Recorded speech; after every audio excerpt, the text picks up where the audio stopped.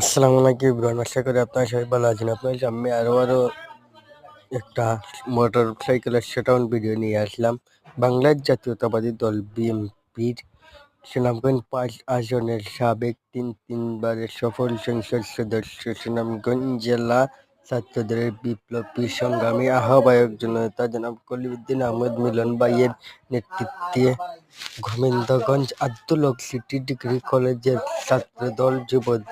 ছাত্রদল ও যুবদল সহ স্বেচ্ছাসেবক দল সহ সবাই যাচ্ছেন আজকে ঈদ বন্ধুমিলনী অনুষ্ঠানে। প্রিয় নেতা কলিমুদ্দিন আহমদ মিলন ভাই হাজার হাজার মোটরসাইকেলের শোডাউন থেকে বিভিন্ন অঙ্গ সংগঠনের নেতৃবৃন্দ এবং বাংলার জাতীয়তাবাদী দলের সকল অঙ্গ সংগঠনের নেতৃবৃন্দ উপস্থিত আছেন।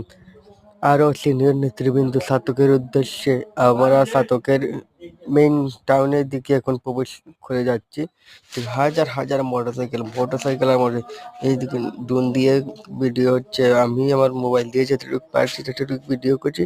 সম্মানিত প্রাণগণ, এখানে আমরা ব্রেক মারে সবাই একত্রিত হয়ে প্রিয় নেতার বাসার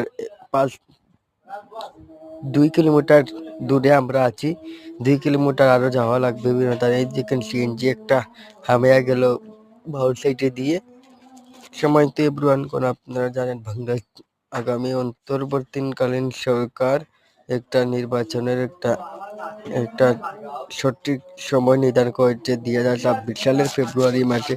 আমাদেরকে সবাইকে ঐক্যবদ্ধ করে কাজ করতে হবে। আমাদের প্রিয় নেতা আরও বলেন, আমরা ধানের শীষের মনোনয়ন পাবো, এবার মনোনয়ন নিয়ে গাফলাতি হবে না।